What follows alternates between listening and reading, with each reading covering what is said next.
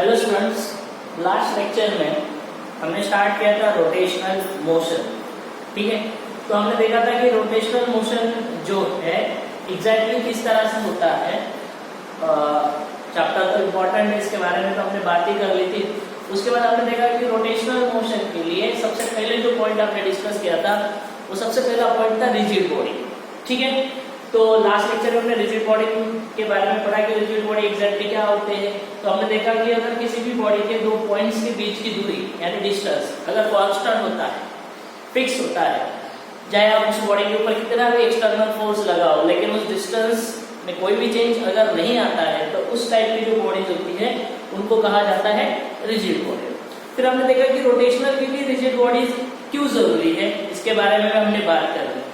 तो आपको एक याद रखना है, हमने जब कंस्ट्रेंट देखा था तो हमने रॉड का एग्जांपल देखा था कि रॉड एक रिजिड बॉडी है। तो अगर आप किसी एक पॉइंट से दूसरे पॉइंट का मोशन देखते हैं, अगर आप किसी एक पॉइंट के रिस्पेक्ट में दूसरे पॉइंट का अगर मोशन देखते हो बेटा, तो हमेशा याद रखना है वो दो ही तरह से मोशन हो सकता है, सॉरी वो दो ही तरह के पाथ ले सकता है। एक तो रेस्ट में रहेगा, नहीं तो वो कौन से पाथ में रहेगा बेटा, सर्कुलर। जैसे कि समझाने के लिए अगर मैं यहाँ पे बात करूँ, मान लेता हूँ बेटा ये रॉड है, ठीक है, और ये दो पॉइंट्स है।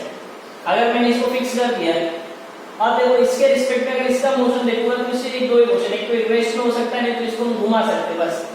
अगर मान लिया बेटा कि पॉइंट जो है यानी रेस्ट और सर्कुलर मोशन, इसके अलावा और अगर कोई पाथ आता है, ध्यान सुनो क्या बता रहा हूं मैंने, क्या बताया, अगर इस पॉइंट के रिस्पेक्ट में अगर इस पॉइंट का मोशन अगर मैं ऑब्जर्व करता हूं तो ये सिर्फ दो ही देगा, एक तो रेस्ट में दिखाई देगा, नहीं तो कौन सा पाथ दिखाई देगा, सर्कुलर पाथ। इसके अलावा अगर कोई पाथ होता है तो वो बॉडी रिजिड बॉडी नहीं होगी। इतनी बात आप याद रख सकते हो। जैसे अगर किताब की बात कर लेते हैं, तो किताब को जैसे हम पलटते हैं, उसके जो मेन अगर पन्ने सपोज टू बी मेन, चलो ऐसे मान लेता हूँ समझाने के लिए, चलिए बुक का एग्जांपल लेते हैं। बुक, चलो बुक या किताब भी बोल सकते हो, उसकी जो मेन कवर होती है, जो फर्स्ट मेन कवर जो होती है, उसको अगर आप मोड़ते हो तो इजीली मुड़ जाती है। तो क्या होता है बेटा, उस तरह की जो बॉडीज होती है वो कैसे रहेगी बेटा, नॉन रिजिड। हमारी जो ह्यूमन बॉडी जो है बेटा, वो भी तो किस कैटेगरी के अंदर है, नॉन रिजिड के अंदर। क्योंकि हम भी देखो दो पॉइंट्स की दूरी फिक्स रह सकती है क्या, नहीं, तो अलग अलग पाथ लिए जा सकते हैं। तो मेरे कहने का मतलब यही है, अगर दो पॉइंट्स की दूरी फिक्स है, कांस्टेंट है, तो रिजिड बॉडी। और इस केस के अंदर एक पॉइंट के रिस्पेक्ट में दूसरे पॉइंट का मोशन क्या हो सकता है, एक तो रेस्ट में हो सकता है, नहीं तो सर्कुलर पाथ में हो सकता है। अगर इन दोनों के अलावा कोई दूसरा पाथ लेता है तो बॉडी नॉन रिजिड कहलाएगी। बस इतना पॉइंट याद रखो। चलिए आगे बढ़ते हैं। फिर हमने रिजिड बॉडी के पार्ट में पढ़ा कि मोशन क्या होते हैं बेटा, मतलब टाइप्स जो है बेटा, टाइप्स ऑफ मोशन, उसकी चर्चा कर लेते हैं। उसमें हमने बात कर ली थी बेटा ट्रांसलेशनल मोशन की। उसके बाद हमने देखा था प्योर रोटेशनल। उसके बाद हमने डिस्कस किया था कंबाइंड ट्रांसलेशनल एंड रोटेशनल, जिसको हम जनरल मोशन भी मानते हैं। ठीक है, तो इसके बारे में हमने लास्ट लेक्चर में चर्चा की हुई है। उसके बाद हमने डिस्कस किया था मोमेंट ऑफ इनर्शिया। ठीक है, क्या डिस्कस किया था बेटा, मोमेंट ऑफ इनर्शिया। अब ये जो मोमेंट ऑफ इनर्शिया होता है, ये मोमेंट ऑफ इनर्शिया एग्जैक्टली क्या है, तो हमने देखा था कि जो मास का रोल होता है कहाँ, लीनियर के अंदर, यानी F net is equal to mass into acceleration। तो मास से हमें फील आती है बेटा कि बॉडी को किसको चलाना ज्यादा मुश्किल होगा, जिसका मास ज्यादा उसको चलाने में ज्यादा परेशानी होगी, कठिनाई होगी। तो यही पे वही फील हमें किससे मिलेगी बेटा, मोमेंट ऑफ इनर्शिया से। किस पार्टिकल को घुमाना, सॉरी किस बॉडी को घुमाना मुश्किल होगा, यही फील हमें बोल देता है यहाँ पे मोमेंट ऑफ इनर्शिया। यानी in short moment of inertia का मतलब इनर्शिया इन रोटेशनल मोशन। क्या रहेगा बेटा, इनर्शिया इन रोटेशनल मोशन, यही कहलाता है बेटा क्या, मोमेंट ऑफ इनर्शिया। तो मोमेंट ऑफ इनर्शिया के बारे में हमने पढ़ा कि मोमेंट ऑफ इनर्शिया डिनोट किया जाता है बेटा कैपिटल आई से। मोमेंट ऑफ इनर्शिया किससे डिनोट किया जाता है, कैपिटल आई से। मोमेंट ऑफ इनर्शिया की हम बात कर लेते हैं, तो मोमेंट ऑफ इनर्शिया का फॉर्मूला होता है I is equal to mr²। क्या होता है, I is equal to mr²। अगर हम बात कर लेते हैं बेटा m, तो m क्या है, यहाँ पे मास है, और r यानी क्या है बेटा, r रहेगा बेटा डिस्टेंस, कहां से, from the axis of rotation. कहां से डिस्टेंस ली जाती है, एक्सिस ऑफ रोटेशन से। और कैसी डिस्टेंस होती है बेटा, ये परपेंडिकुलर। सो हमने लिखा था यहाँ पे कि moment of inertia I is equal to mass into perpendicular distance from the axis of rotation. So I is equal to mr square. इसकी अगर हम बात कर लेते बेटा, ये क्वांटिटी है कौन सी है, स्केलर और टेंसर. मेनली हम स्केलर ही रखेंगे. मैं वही बात बता रहा हूँ बेटा, अगर वेक्टर और स्केलर के बीच में आता है तो सिंपली स्केलर बोला जाएगा, अदरवाइज हम इसको टेंसर की तरह डील करेंगे, लेकिन ज्यादा से ज्यादा हम इसको स्केलर यूज करेंगे. आप बहुत सी किताबों के अंदर देखोगे तो आपको इसको स्केलर बोलते हुए या आपको वहीं पे स्केलर दिखाई देगी.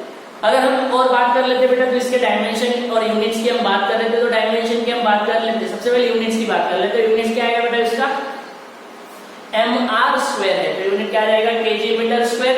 और डायमेंशन के तौर पे सोचोगे तो क्या आएगा बेटा, m1 l2 t0. तो ये डायमेंशन हो जाएगी. फिर हमने देखा कि ये जो मोमेंट ऑफ इनर्शिया होता है, ये मोमेंट ऑफ इनर्शिया किन किन बातों के ऊपर डिपेंड करता है.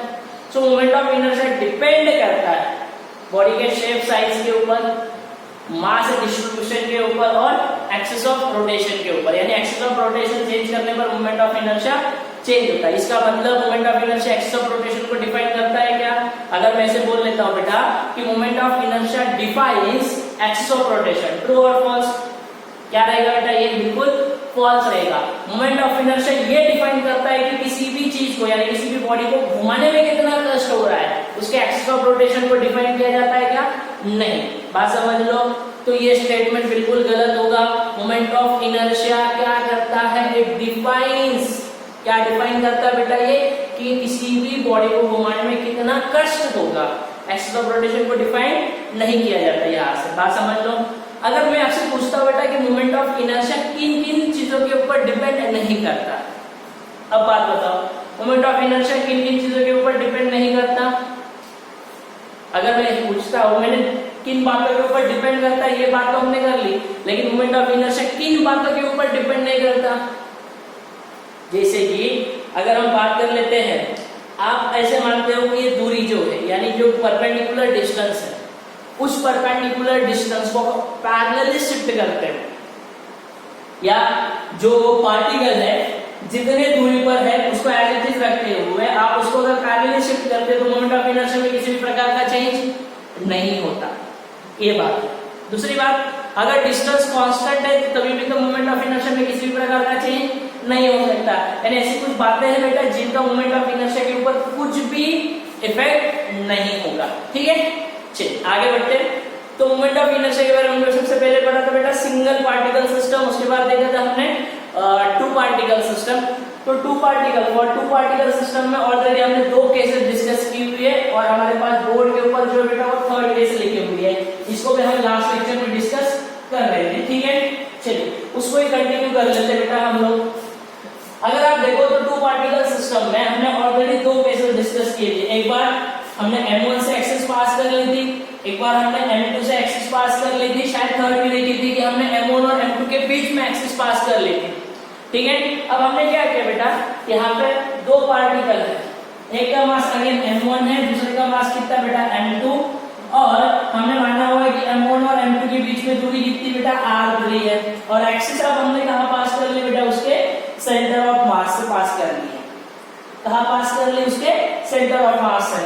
तो पूरे सिस्टम के लिए मोमेंट ऑफ इनर्शिया हमेशा डिफाइन किया जाएगा बेटा सिस्टम के लिए. तो अगर मैं सिस्टम के लिए मोमेंट ऑफ इनर्शिया अगर लिखता हूं, सिस्टम के लिए अगर मैं मोमेंट ऑफ इनर्शिया लिखता हूं बेटा, तो सिस्टम के लिए मोमेंट ऑफ इनर्शिया कितना आ जाएगा, I is equal to m1x².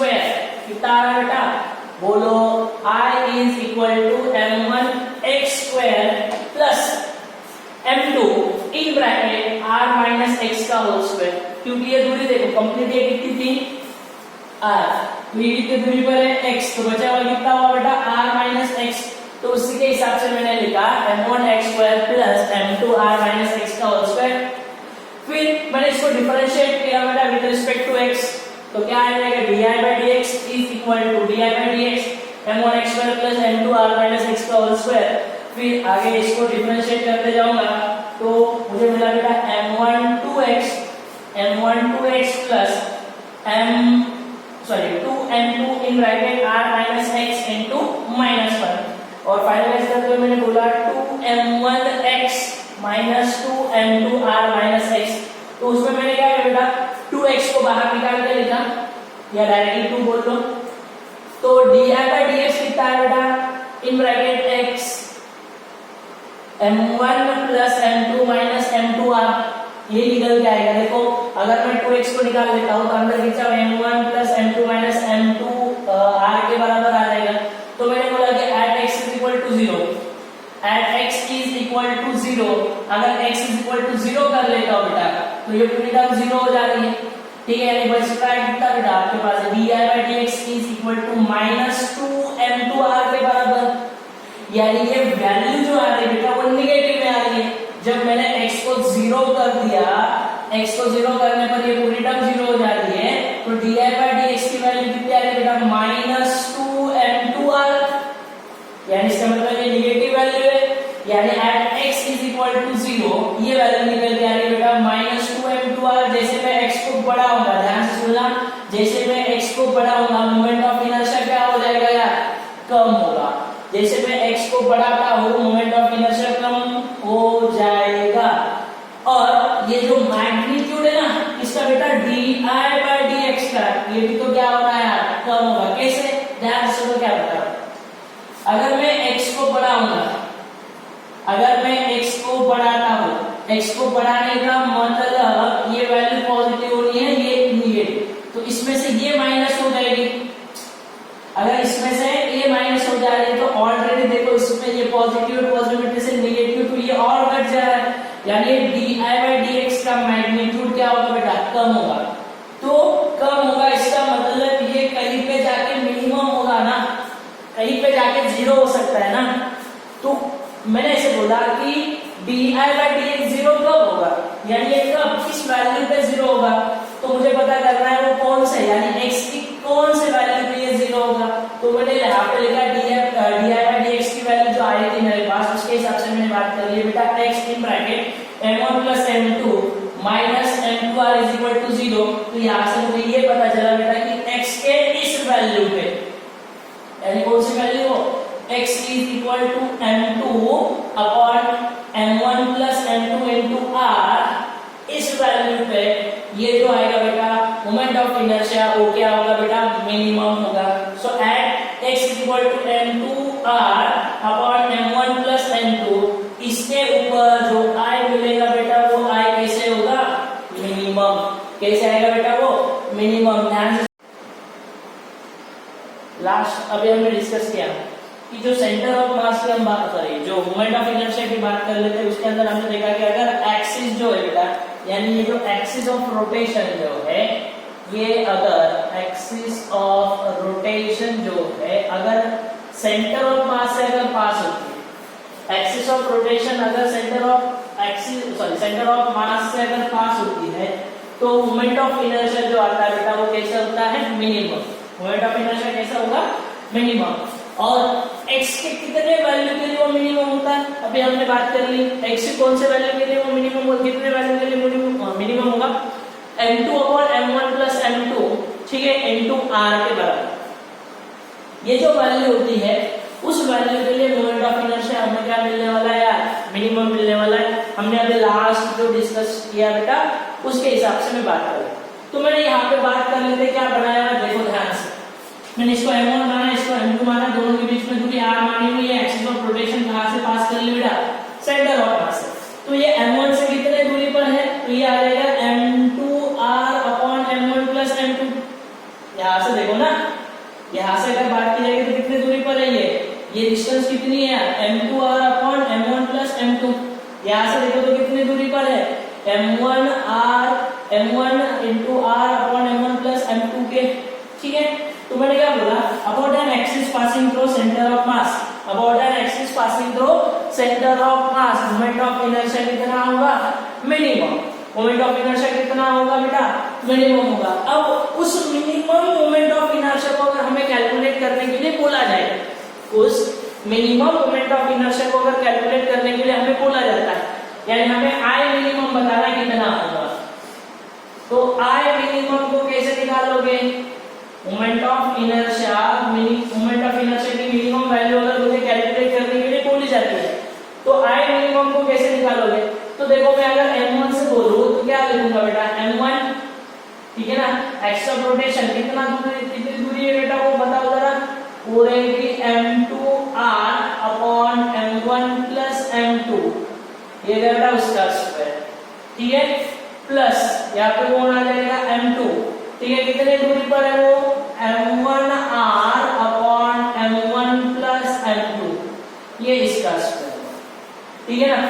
तो यहाँ से अगर हम बात कर लेते हैं तो कुछ कॉमन निकल के आ रहा है यार, कॉमन हुआ क्या कुछ, देखो तो जरा कॉमन आ जाएगा ना यार, देखो क्या आ रहा है यहाँ से m1 m2, ठीक है, और r स्क्वायर भी आ रहा है, आएगा कि नहीं आएगा, देखो जरा m1 m2 r square upon m1 plus m2 का स्क्वायर, ये आएगा ना, ये आ रहा है m1 प्लस m2 का स्क्वायर, और यहाँ क्या बच रहा है यार, यहाँ से एक तो शायद m2 बचेगा, ठीक है, और प्लस क्या बच रहा है, यहाँ से एक m1 बच रहा है, तो ये हुआ m2 प्लस m1, तो मेरे हिसाब से देखो ये कैंसिल आउट होगा एक, यानी I मिनिमम जो आएगा वो I मिनिमम कितना होगा, वो आ जाएगा बेटा कितना m1 m2 r square upon m1 plus m2, ठीक है ना, ये आ रहा है, ये बच रहा है। तो यहां से देखो ये जो वैल्यू आपके पास है, ये वाली वैल्यू, ये जो वैल्यू आपके पास है बेटा, यानी कौन सी m1 m2 upon m1 plus m2, ये जो वैल्यू आपके पास है इसको बोला जाता है बेटा रिड्यूस मास। क्या बोला जाता है बेटा इसको बोला जाता है रिड्यूस मास, रिड्यूस मास, और इस रिड्यूस मास को मैं म्यू से डिनोट करूंगा। रिड्यूस मास को किससे डिनोट करूंगा बेटा, म्यू से, यानी म्यू की वैल्यू, रिड्यूस मास की वैल्यू, म्यू की वैल्यू कितनी हुई आपके पास m1 m2 upon m1 plus m2, ठीक है ना। रिड्यूस मास जो बेटा, उस रिड्यूस मास की वैल्यू आपके पास कितनी है, रिड्यूस मास की वैल्यू आ गई mu is equal to m1 m2 upon m1 plus m2, यानी आपको अगर कभी इस moment of inertia, minimum moment of inertia calculate करने के लिए बोला जाता है, यानी I मिनिमम अगर आपको कैलकुलेट करने के लिए बोला जाता है तो I मिनिमम का फॉर्मूला आ जाएगा बेटा आपके पास म्यू, ठीक है, इनटू r स्क्वायर। क्या है बेटा I मिनिमम का फॉर्मूला, I मिनिमम का फॉर्मूला आ जाएगा बेटा म्यू इनटू r स्क्वायर, और ये जो म्यू है बेटा, ये म्यू किसके बराबर आएगा, तो म्यू जो आएगा बेटा वो m1 m2 upon m1 plus m2 के बराबर होता है। अब कभी-कभी आपको ये पूछा जाता है कि बताइए कि किसी भी बॉडी को घुमाने के लिए मिनिमम वर्क कितना होगा, किसी भी बॉडी को घुमाने के लिए, किसी भी बॉडी को रोटेट करने के लिए मिनिमम वर्क डन कितना होगा। अब रोटेट करने का मतलब क्या होता है, उसे क्या प्रोवाइड करना है यार, काइनेटिक एनर्जी प्रोवाइड करनी होगी ना। ध्यान से देखो, अगर ये कोई बॉडी है सपोज टू बी रेस्ट में, अब इसको मुझे घुमाना है, तो घुमाना करना हो तो यहाँ पे इसको चलाना है ना, घुमाना इसका मतलब इसमें रोटेट करना है, तो रोटेट करना इसका मतलब जो हम दे रहे बेटा, यानी इसमें जो कार्य किया जा रहा है वो कार्य किस में जा रहा है बेटा, उसको घुमाने में जा रहा है, यानी उसको क्या प्रोवाइड करने में जा रहा है बेटा, काइनेटिक एनर्जी प्रोवाइड करने में जा रहा है। तो मिनिमम वर्क डन का मतलब हमें किसी ऐसे एक्सिस के अबाउट घुमाना होगा कि जिसमें क्या होगा यार, मिनिमम मोमेंट ऑफ इनर्शिया होगा। यानी अगर मुझे मिनिमम वर्क डन अगर पूछा जाता है, अगर मुझे मिनिमम वर्क डन अगर पूछा जाता है, यानी मिनिमम वर्क डन, यानी मिनिमम वर्क डन अगर पूछा जाता है, यानी W मिनिमम, तो उसके लिए क्या लिखूंगा बेटा मैं, अब ये वर्क किसमें जा रहा है, उसको काइनेटिक एनर्जी प्रोवाइड करने में जा रहा है, यानी क्या लिखूंगा बेटा, हाफ I ओमेगा स्क्वायर। यहाँ पे ये I भी कैसे होगा यार, मिनिमम, यानी मिनिमम वर्क डन के लिए हमारे पास फॉर्मूला आएगा W minimum is equal to half I minimum omega square. आप देखो अब I मिनिमम का फॉर्मूला आपके पास है, I मिनिमम का फॉर्मूला क्या है बेटा, m1 m2 upon m1 plus m2 r square. बस ये वहां पे पुट अप करना और ओमेगा जो आएगा बेटा उसके हिसाब से देखना क्या है, और आपको क्या मिल जाएगा बेटा, मिनिमम वर्क डन मिल जाएगा वहां पे। बात समझ में आती है। तो हमें यहाँ पे क्या करना है, रिड्यूस मास, रिड्यूस मास का फॉर्मूला, रिड्यूस मास का फॉर्मूला क्या है, m1 m2 upon m1 plus m2, और I मिनिमम अगर मुझे कैलकुलेट करने के लिए बोला जाता है तो I मिनिमम के लिए कौन सा फॉर्मूला यूज करना है, म्यू r स्क्वायर, ठीक है। और हमें याद रखना है कि एक्सिस कहां से पास होती होगी, अगर सेंटर ऑफ मास से पास होगी बेटा एक्सिस ऑफ रोटेशन, तो उसके लिए मोमेंट ऑफ इनर्शिया कितना होगा, मिनिमम होगा। ठीक है, बात समझ में आ रही है। और किस तरह से ये सवाल बन सकते हैं इसके ऊपर, तो एक दो सवाल हम स्पेशली इसके ऊपर डिस्कस कर लेते हैं। तो देखिए बेटा सवाल जो है उस सवाल के बारे में हम बात कर लेते हैं। तो सवाल क्या है देखते हैं। सबसे पहले सवाल बना लेता हूँ यहाँ पे, उसके बाद हम उसके ऊपर डिस्कशन कर लेते हैं कि हमें किस तरह से सवाल को सॉल्व कर लेना है। ठीक है, तो सवाल जो है उस सवाल के बारे में अगर मैं बात कर लेता हूँ, 3 सवाल है, 3 सवाल को हम इसी कंसेप्ट से सॉल्व कर लेंगे जो अभी हमने डिस्कस किया हुआ। तो सबसे पहले बेसिक सा सवाल में क्या है बेटा, 2 मास दिए हुए हैं। ठीक है, 2 मास गिवन है हमें। एक का जो मास है बेटा वो m है, दूसरे का मास जो बेटा वो कितना है, 2m है। मान लेते हैं बेटा यहाँ पे हम बात कर लेते हैं, तो यहाँ पे सपोज टू बी ये m है और ये इसका जो मास है बेटा ये गिवन है 2m, और इन दोनों के बीच में जो डिस्टेंस है, यानी इन दोनों के बीच में जो दूरी है वो गिवन है बेटा l। कितनी गिवन है वो l, और आपको बोला जा रहा है बेटा यही से यहां से कहीं ये एक्सिस ऑफ रोटेशन पास हो रही है। यहां से मैं इसे बना लेता हूं, आपको समझ में आएगा। और यहाँ पे पूछा गया आपको for what value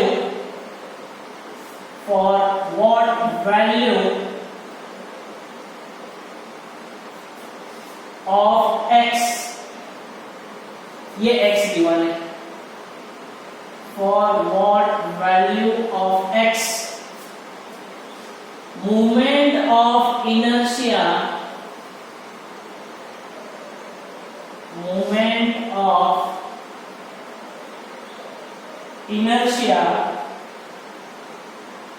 of system is minimum.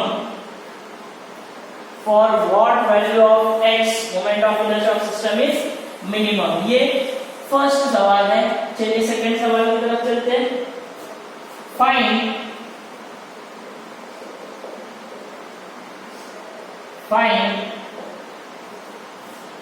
minimum moment of inertia. Find minimum moment of inertia. Find minimum moment of inertia, यानी I minimum की वैल्यू आपको बतानी है। चलिए थर्ड एग्जाम्पल की तरफ। थर्ड में बोला गया है find minimum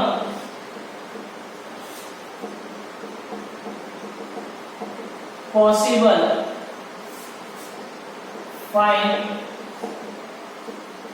minimum possible work required.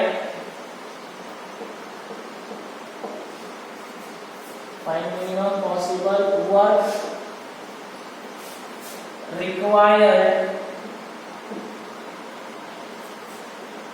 to start the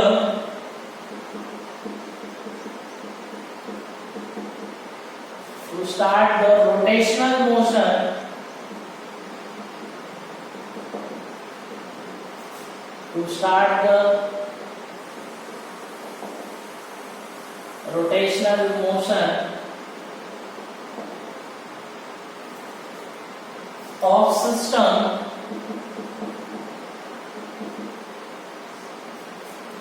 with angular speed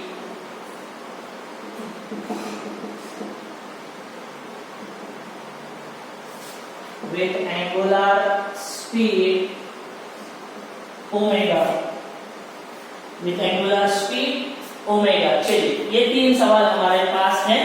ठीक है, तो इन तीनों के बारे में हम थोड़ा डिस्कस कर लेते हैं। तो चलिए सबसे पहले बेसिक्स का मतलब जो फंडामेंटल बेसिक सवाल है उसकी तरफ चलते हैं। तो यहाँ पे क्या बताया था हमें, यहाँ पे हमें बात करने का x इज इक्वल टू 0 से कहां तक, x is equal to l तक, ठीक है।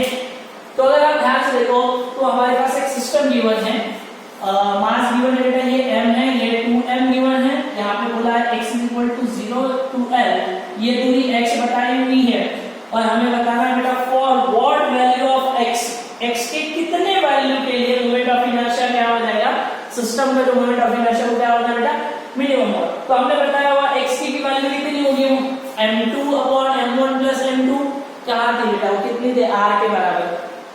अरे यार देखा हुआ है ना, x की वैल्यू कितनी आई थी हमारे पास, m2 upon m1 plus m2 into r के बराबर। चलिए तो हम लिखते हैं सो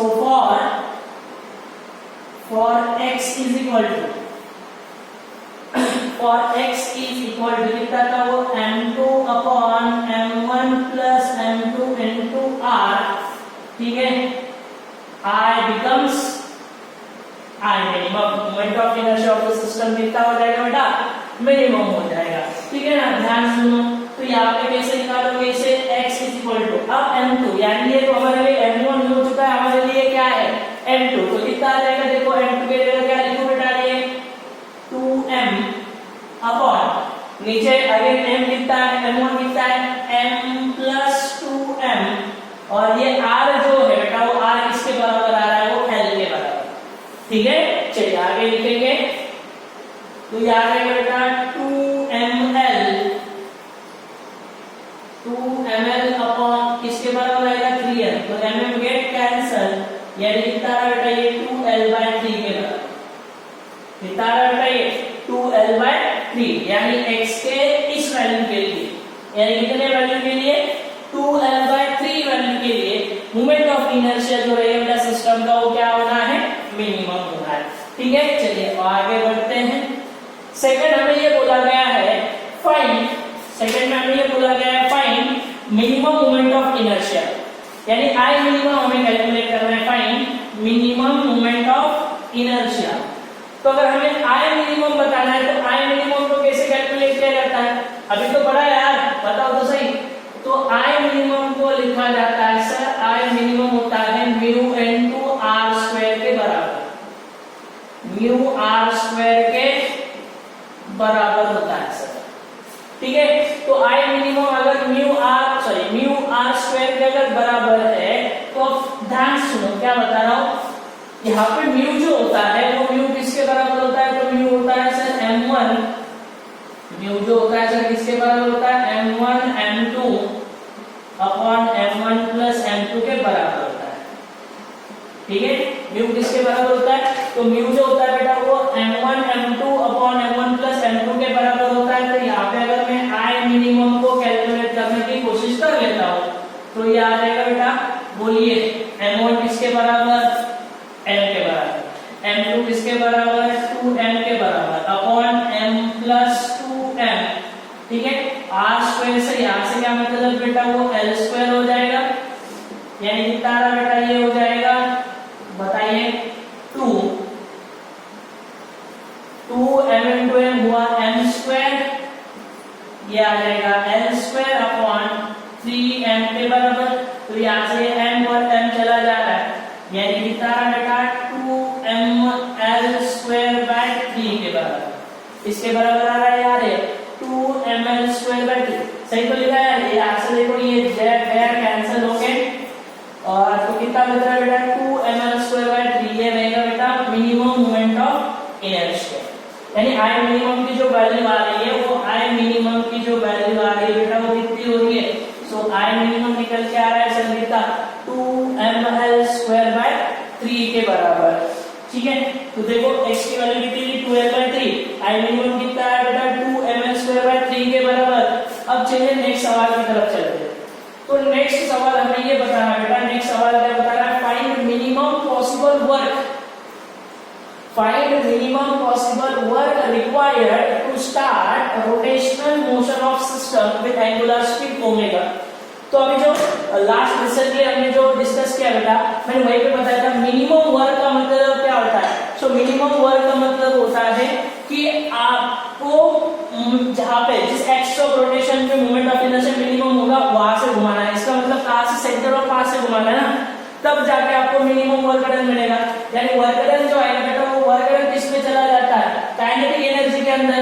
ठीक है, सो वर्क डन जो होता है वो किस में चला जाएगा, काइनेटिक एनर्जी के अंदर चला जाना है। तो अभी तो हमें क्या बताना है, देखो minimum possible work required to start the rotational motion of system with angular speed omega बोला है। तो चलो लिखते हैं। तो मैंने अभी तो बताया था यार क्या कि ये जो W मिनिमम आएगा वो किसके बराबर आएगा, वो आ जाएगा बेटा half I minimum into omega square के बराबर। अभी तो बात कर ली थी क्योंकि सर जो वर्क हम कर रहे हैं वो वर्क किस में जा रहा है बेटा, वर्क किस में जा रहा है, काइनेटिक एनर्जी बढ़ाने में। ठीक है, इंक्रीज इन काइनेटिक एनर्जी। ठीक है, यहाँ पे कौन सी काइनेटिक एनर्जी होगी, रोटेशनल। ठीक है, इसकी चर्चा हम करेंगे। आप I ओमेगा स्क्वायर फॉर्मूला ये उसी का होता है। ठीक है, चलिए आगे बढ़ते हैं। तो यहाँ से अगर हम बात कर लेते हैं बेटा, तो यहाँ पे हम बात कर लेते हैं तो W मिनिमम जो आएगा वो हो जाएगा हाफ I मिनिमम की वैल्यू यहाँ से निकाल लीजिए, मतलब ले लीजिए बेटा। सो I मिनिमम की वैल्यू कितनी होगी, कितनी आ चुकी है वो बताओ जरा, 2ml स्क्वायर अपॉन 3। ठीक है, इनटू ये हुआ बेटा ओमेगा स्क्वायर, ये हुआ बेटा कितना ओमेगा स्क्वायर। तो यहाँ से देखो 2 टू गेट कैंसल, यानी W मिनिमम जो आएगा यानी मिनिमम रिक्वायर्ड जो वर्क डन रहेगा इसको घुमाने के लिए, चलाने के लिए, वो कितना आ जाएगा बेटा ml square omega square by 3 के बराबर। ठीक है, ये रहेगा बेटा minimum required work to start the rotational motion of system with angular speed omega. तो आपको इस तरह के सवाल पूछे जा सकते हैं, खास करके नीट के बच्चों के लिए कंपलसरी इसी टाइप के सवाल आपको रिड्यूस मास सिस्टम के लिए या टू पार्टिकल सिस्टम के लिए बनाए जा सकते हैं। ठीक है, अब हम अगर बात कर लेते हैं बेटा, अब तक हमने टू पार्टिकल सिस्टम की बात कर ली थी। अब मान लेते हैं बेटा ये से बहुत सारे पार्टिकल्स हमारे पास हो सकते हैं और हमें उस सिस्टम के लिए मोमेंट ऑफ इनर्शिया कैलकुलेट करने के लिए बोला जा सकता है। तो उस केस के अंदर किस तरह से हमें सॉल्व करना है, तो उसके कुछ एग्जांपल जो हो गए बेटा हम डिस्कस कर लेते हैं कि जहां से आपको कॉन्फिडेंस बिल्डअप हो जाए। ठीक है, तो आगे बढ़ते हैं और कुछ उसी तरह के एग्जांपल और डिस्कस कर लेते हैं। इसको अगर आपको नोट डाउन करना है तो जल्दी से वीडियो पॉज कर लेना है और नोट डाउन कर लेना है। ठीक है, आगे बढ़ते हैं नेक्स्ट एग्जांपल की तरफ। अब हम थोड़ा पार्टिकल सिस्टम को आगे एलिब्रेट करते हुए देखेंगे। ठीक है, तो एग्जांपल जो है हम उसी कैटेगरी के एग्जांपल लेंगे मोमेंट ऑफ इनर्शिया में, बेसिक फंडामेंटल वाले एग्जांपल की तरफ। अब जो हम बात कर रहे हैं बेटा मोमेंट ऑफ इनर्शिया सिस्टम का कैलकुलेट कर रहे हैं और कैसे सिस्टम बेटा हमारा डिस्क्रीट सिस्टम है। ठीक है, चलिए एग्जांपल देखते हैं आगे। एग्जांपल नेक्स्ट क्या है इसकी चर्चा हम कर रहे हैं। चलिए एग्जांपल है 4 particles,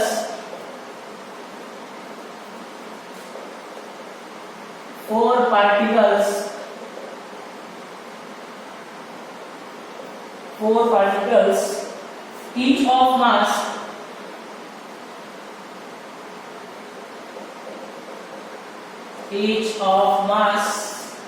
m are connected by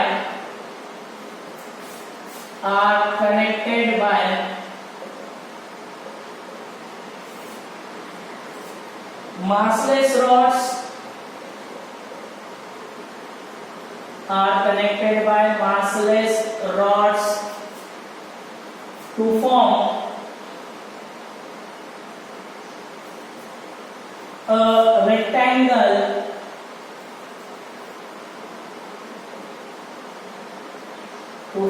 a rectangle of side 2A and 2B as shown in figure. The system rotates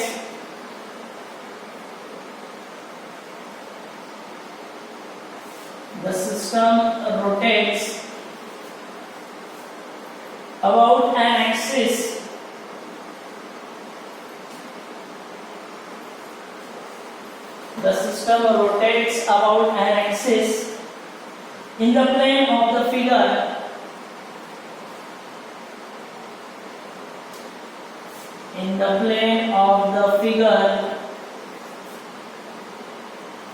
through the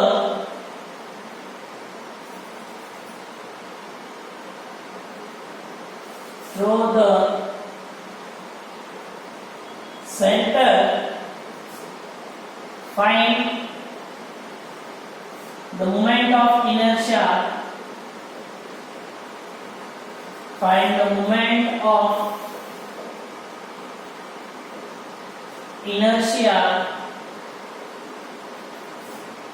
about this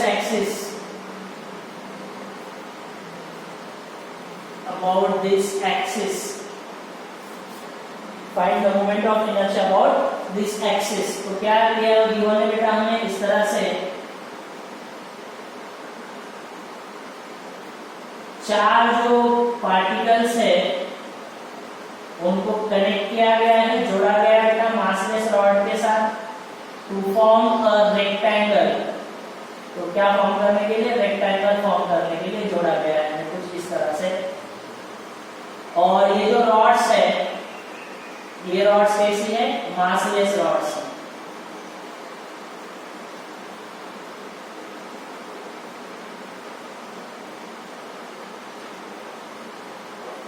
कैसी रॉड्स है? ये मासलेस है। चलो बना लेते हैं पहले डायग्राम। और हर एक का जो मास है बेटा होता है m, और ये गिवन है बेटा कितनी दूरी? ये गिवन है 2a, और ये दो गिवन है बेटा कितनी? 2b। और आपके पास जो एक्सिस ऑफ रोटेशन है वो गिवन है बेटा ये कुछ इस प्रकार से। एक्सिस ऑफ रोटेशन गिवन है, बिल्कुल सेंटर से पास हो रही है, इसे बताया हुआ है। चलो समझ लेना ये बिल्कुल कहां से पास हो रही है? सेंटर से। चलिए तो इसके अबाउट बताना बेटा आपको मोमेंट ऑफ इनर्शिया कितना होगा। ये एक्सिस ऑफ रोटेशन आपके पास गिवन। तो कुल मिला के ये सवाल है। चलिए देखते हैं सॉल्व करके क्या आंसर आएगा इसका। अब देखो, अगर आप ध्यान से देखो तो ये एक रेक्टेंगल के तौर पे आपको बोला गया है, और ये चारों जो रॉड है ये कैसी है? मासलेस है। तो 4 particles each of mass m are connected by massless rod to form a rectangle of side 2a and 2b as shown in figure. The system rotates about an axis in the plane of the figure through the center. तो centre से rotate हो रही कुछ इस प्रकार से होगी। तो हमें बताना है find the moment of inertia about the axis of about the axis. ठीक है, तो अगर मैं ध्यान से देखो तो यहाँ पे m रखा हुआ है, यहाँ पे m है, यहाँ पे m है, यहाँ पे भी क्या है? m। तो इस सिस्टम के लिए मुझे बताना बेटा मोमेंट ऑफ इनर्शिया कितना होगा। तो अगर इस सिस्टम के लिए मुझे मोमेंट ऑफ इनर्शिया बताना है तो इस सिस्टम के लिए मोमेंट ऑफ इनर्शिया कैसे कैलकुलेट किया जा सकता है? सबसे पहला सवाल तो मोमेंट ऑफ इनर्शिया कैलकुलेट किया जाएगा बेटा यहाँ पे देखो जरा, यहाँ पे मोमेंट ऑफ इनर्शिया कैसे कैलकुलेट कर लोगे? मोमेंट ऑफ इनर्शिया कैसे आएगा?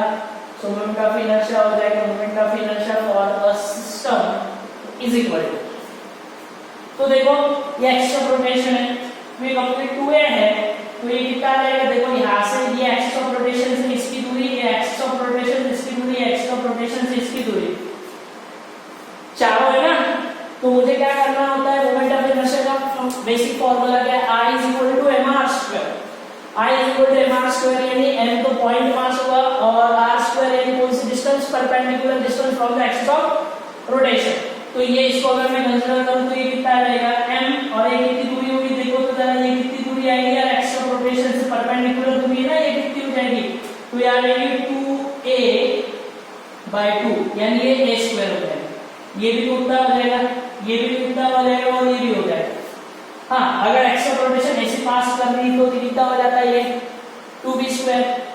चलिए देखते हैं। तो या आप निकालोगे तो कैसे निकालोगे? देखो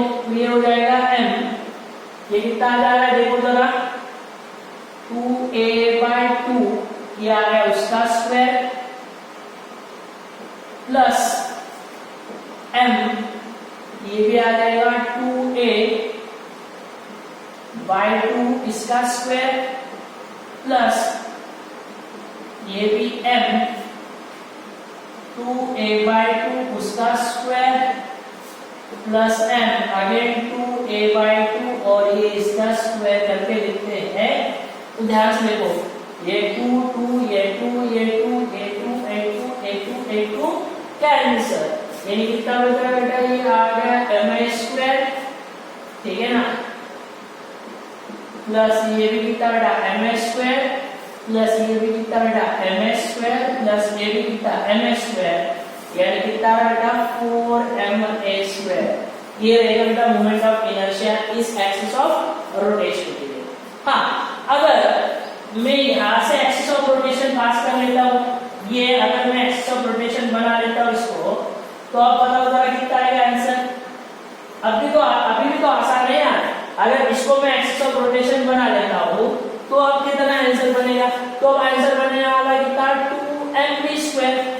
देखो अगर मैं इसके लिए बात कर लेता हूँ बेटा फर्स्ट एक्सिस ऑफ रोटेशन और ये second, so moment of inertia इसके लिए वो फर्स्ट, और अगर मैं इसकी बात कर लेता हूँ I2 तो कितना आ रहा बेटा, ये बताओ जरा, ये आ जाएगा कितना m, ठीक है, आगे कितनी दूरी हो जाएगी, आ जाएगी 2b/2 का स्क्वायर, कितनी आ जाएगी बेटा 2b/2 का स्क्वायर। सबसे फंडामेंटल सवाल बेटा इसी कैटेगरी के सवाल, ठीक है, हम पूरा आसानी के साथ आगे बढ़ेंगे। तो ये आ जाएगा 2b/2 और इसका स्क्वायर प्लस ये हो जाएगा m अगेन 2b/2 और ये उसका स्क्वायर, ये m अगेन 2b/2 और ये स्क्वायर करके लिखूंगा अगेन 2b/2 और अगेन स्क्वायर, तो 2 2 2 2 गेट कैंसर, यानी ये कितना आ रहा है बेटा, ये हो जाएगा mv²,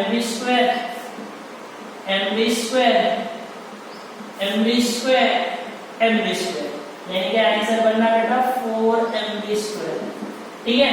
तो अगर एक्सिस ऐसे पास हो रही है तो कितना आएगा m², और अगर एक्सिस ऐसे पास हो रही है तो कितना आएगा बेटा mv², ठीक है। अब इसी तरह से आपको रेक्टेंगल, स्क्वायर, ट्रायंगल कुछ भी देने दीजिए, आपको क्या करना है, हमेशा याद रखना है कौन सी दूरी लेनी है हमें, परपेंडिकुलर दूरी। अगर परपेंडिकुलर दूरी लेके चलोगे तो आपका आंसर क्या होगा बेटा, इजी बन जाना है, ठीक है। बात समझ में आती है।